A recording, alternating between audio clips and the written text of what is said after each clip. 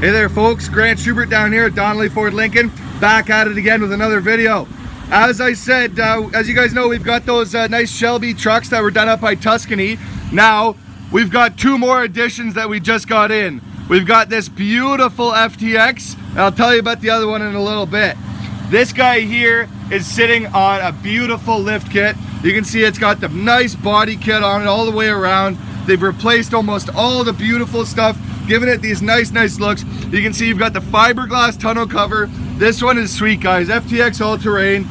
Really nice touches. Again, this was done by Tuscany down in Indiana. I'll take you to the back here, and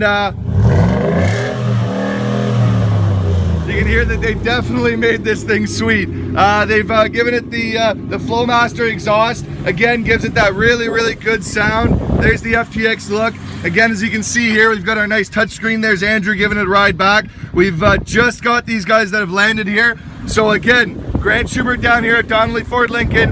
Send me an email. We can definitely set you up with a showing on this guy. And get down here quick, because they will not last long. I look forward to hearing back from you. Bye for now.